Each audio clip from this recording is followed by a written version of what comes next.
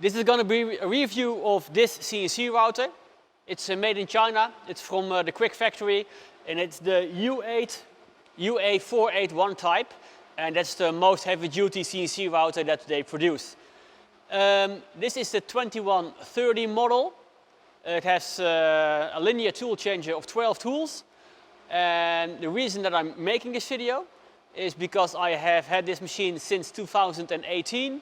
I have visited them in China, and I have visited quite a lot of factories just to get a real interesting view of all the different factories, their capabilities, and to see not their marketing department but their production floor. And the last few months there are quite a few videos on the internet about different companies telling how great they are. And I just wanted to show you that there are quite a few details on CNC machines on the companies in Jinan, and why I have chosen for this machine, and I think that it's vastly superior to a lot of the other machines that are sold. Yes, this machine is more expensive, but if you make a side-by-side comparison, and I had two machines, I had one CNC router from Blue Elephant and one CNC router from Quick next to each other, there's a big difference in build quality. This machine, if you're gonna spend some money, spend a little bit more and buy something that is amazingly built, and it's working for me day in, day out, sometimes 40 hours a week, sometimes 20, but when I turn it on, it works. I haven't prepared this. I'm just gonna talk about whatever I like about this machine, and then I'm gonna tell what is, in my opinion, the build standard and what the difference is.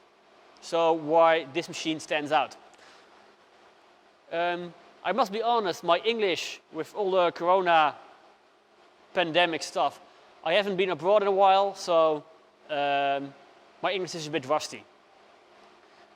But understandable, I hope. So I'm just gonna get the camera and gonna point at stuff, and then we'll see. One moment, okay. This machine is for working. So yes, there is dust on the floor, there is dust everywhere. And that's an interesting thing, because in woodworking, it doesn't matter how big your dust collector is, you're gonna get dust on your machine or on the floor. The great thing about this machine is that this is the side of your machine, and straight down there's the floor where everything is going to collect. When you look at other machines, quite a lot of them have the linear guides, and here they are protected by a metal hood, and the machine bed is wider than the linear guides. On some machines, this guide is turned like this, and it's higher. So this is the edge of your machine, your linear guide is right here, and all the dust is going to collect between your machine bed and your linear guide. And in the end, you're going to, when you're traversing up and down, you're going to get all the stuff and all the debris in your bearing blocks. That's a great plus about this machine. Everything that is mechanical, that can get dirty, is underneath your work bed, your spoil board. That's one. Spoil board in itself. A lot of machines have a single layer spoil board, so only this one. This is a double layer spoil board. Why, you may ask? I can show you. That is because the spoil board has all these little holes, and everywhere there is a rubber gasket. There is the hole to go. Wait a minute, I'm going to show you. There is the hole to go down here. and you can pull it out. And that one, that is connected to how do you call it again? That is, they are all connected. There. And you can plug them up if you want. And when you fill the entire bed, you can get our razor. Let me get one. Yes. We've just moved a few months ago, so it's a bit messy, but we're working on it. And this cup, so you remove the spool board. For, let's say you want to make doors and you want to make the side connections. Let me get the camera. You position this over a hole, and now you can raise your workpiece and you will be working, and you can easily make like tabletops with a nice rounded edge. You need a bit of room underneath your material. That's it. Okay. So we have a good quality spoil board. We have the linear guides that are working nice. Material thickness. This machine is goddamn heavy. It's 4,000 kilograms, and that's not fun to move. I have this same size machine. I've sold it, by the way, and that was half the weight. What you can see here, I don't know if you can see it. Now let's try. Sorry, camera in the way. That is 6 millimeters thick steel. Can you see it? I hope so. This is 6 millimeters thick. That is 6 millimeters. Everything on this machine is solid steel. The other machines I had are 2 millimeters from a different supplier. Same here. You can see it's the threads inside. This is about 8 millimeters thick. Other thing is every part of the machine is welded on and then milled flat, so the parts will fit exactly. You can see here, this is milled flat, linear wheel is mounted. This is milled flat, and the the helical rack is mounted. Again, the dust hood is over it, so dust will not get on the linear wheels.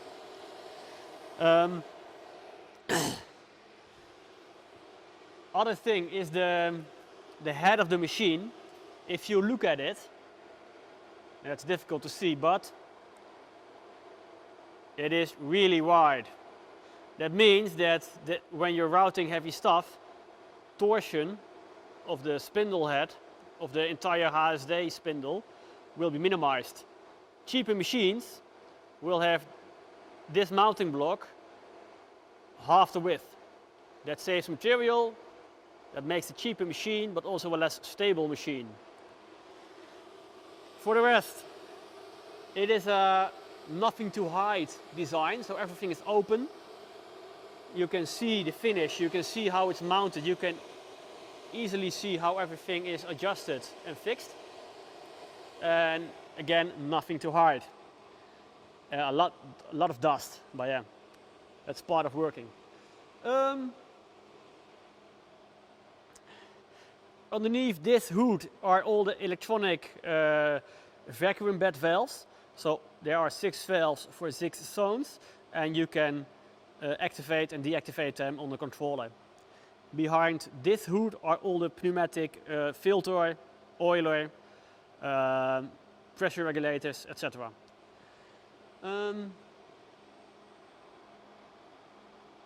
Next, oh yeah, this is quite interesting.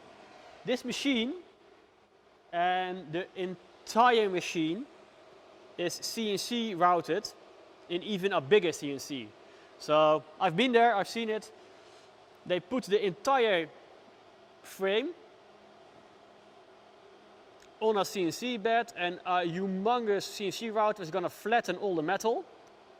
So flatten all the bars where the vacuum bed is mounted, and in one go they will service this area, that area, that side, and the back side. So everything will be processed in one go. And the great thing about it is that everything is square, everything is perfect, everything is fine. And this is also one of the things that is really a big problem with the cheaper CNC routers, is that the vacuum bed is too flexible. I had, my other machine had, for the entire length of bed, it had 4 cross beams, or maybe 5, I don't know. 5 cross beams where the vacuum bed was attached. And this one has, and you can see it right here. I'm gonna sit down. 1, 2, 3, 4, 5, 6, 7, 8, 9, 10, 11, about 12 or 13 of them. So what you can see, this is my hand. Every 25 centimeters, there is a fixed strip of metal. Focus, focus. Camera focus. Yes. There's a fixed strip of metal, and that is welded to a. Can you see it? Yes. To an enormous crossbar. And that's a lot of steel to keep your vacuum bed level and also stable. So you can let the machine work hard with big CNC routers, 12, 16, 20 millimeters, and there will be no deformation or no vibration of the machine. The cheaper suppliers, what they do is, this is all metal that is, how do you call it again? That is flattened and routed in one go. Then all the holes for the screws are tapped also by CNC machine. The cheaper machines, they make a metal frame, and this isn't steel then, but they attach plastic or PVC on the bed, right on the metal, like where my fingers are. And they use the machine itself just to flatten the area, the work area. It's quite a normal approach. But then again, you have plastic spacers or PVC spacers to level your vacuum bed, and over here it's metal. What else? Oh yeah, nice thing. You have the pop-up pins, and you can, I never do it, but maybe you're gonna do a different type of work. The pop-up pins, you can slide them up across this reel.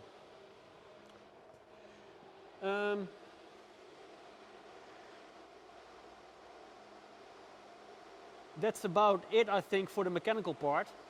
The machine is now from 2018, so it's about 4 years old.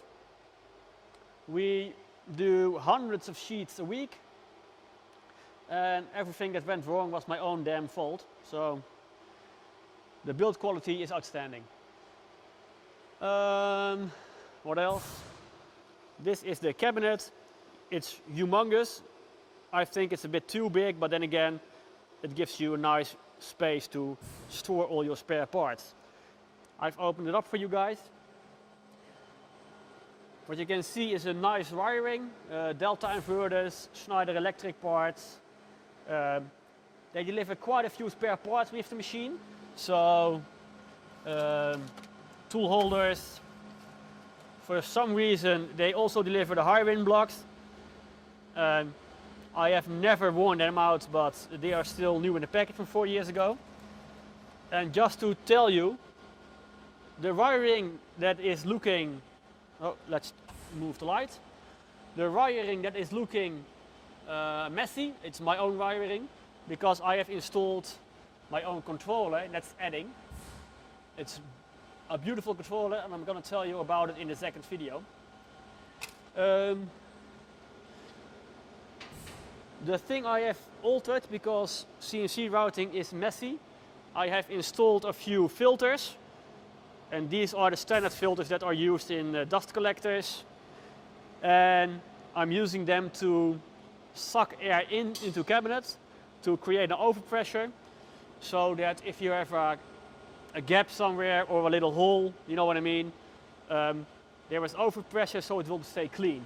And if you look at the cabinet, it is nice and clean inside, and on top of the cabinet, it's nice and dusty. Another nice feature is this hood on top. You can think, what is it for?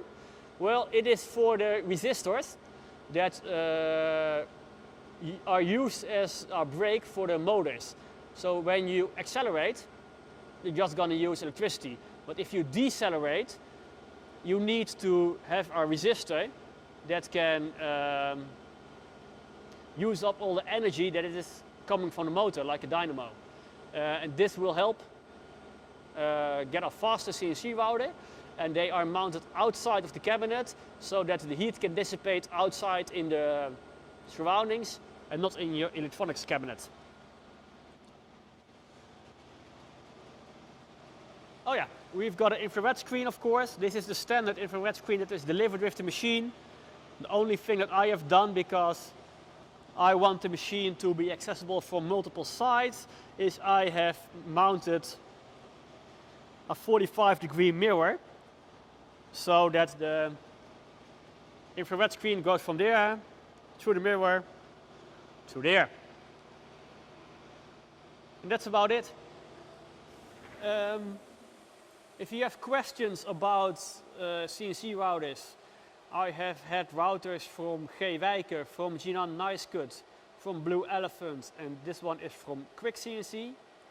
You can always contact me and ask me why this machine is the best I ever had.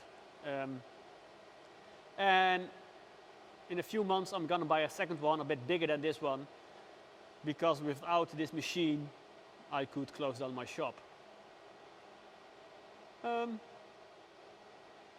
Well, that's a long story. What else? Oh yeah, the linear tool array. We have 12 tools.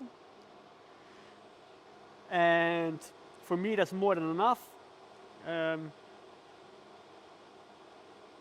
It's the cheapest tool changer that's possible. You can have a rotary tool changer or whatever.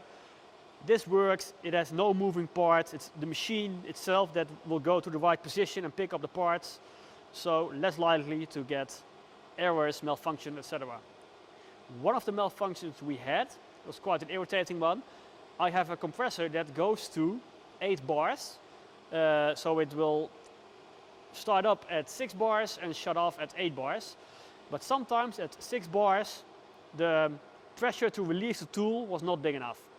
So what did we do? We had a nice tip from Rick. And Rick told us, install this pneumatic compressor. It's a cheap part, it's from STM, and what does it do? You will feed it with 8 bar compressed air. It will use the compressed air to activate a really small compressor and upgrade the air to 10 bars constantly. So the air fluctuation doesn't matter, because this thing will, yes, it will consume a bit of air, but it will also keep the air at a nice precise level, so your tool changes will be nice and exact. Now I'm going to start it up. So I'm going to feed it the compressed air, one moment. Okay, let me point the camera in the right direction. Yes. I'm going to open the airflow, and then you will see, you will hear the thing clickety click. That sound is the compressor running. That's it.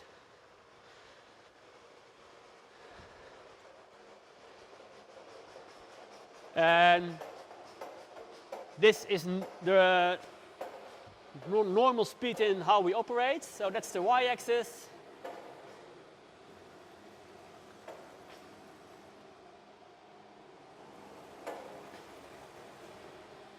And one thing I did when it came in is just install it, learn the machine where every position is, and just start using it. From the moment it came out of the shipping container, we lifted the gantry on with the forklift. It was square in one go, there was nothing to adjust, it was good. Next video I will show you how the tool changer works, but it's the same as with any metal machine. So now I'm going to drop a tool and pick another one. Sorry. Wrong code. It will just put it back.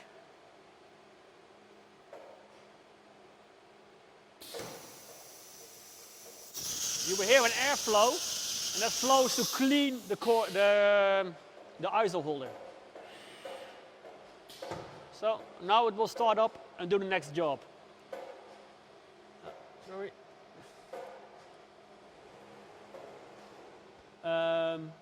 What you can see here, these are parts of a cabinet that I have routed for somebody. And in one go you have some mounting points, some little drill holes, a few small brackets, and I use vCarve Pro to program this machine. And just to show you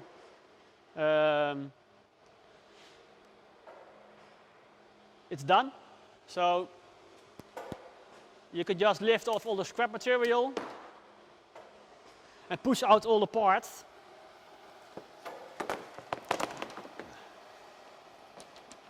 Well,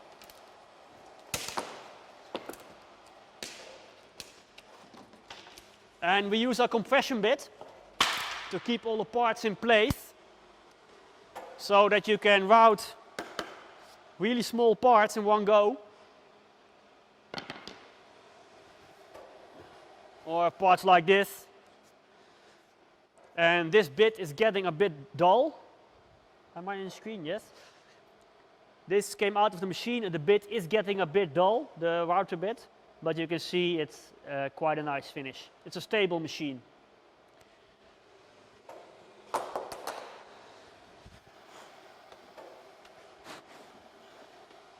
And to show you the force of the compression bit, this is, I have no idea what it is, it's a hole, but by using a compression bit you can just fix the material in place until it's done. That's it.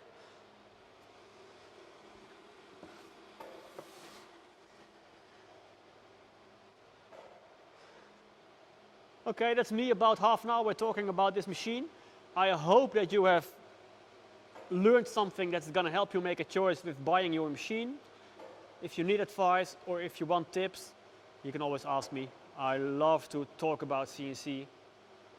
Perhaps you noticed. That's it about this machine. I will also make a machine about my laser cutters. And then we're done. Thanks, have a nice day. Bye-bye.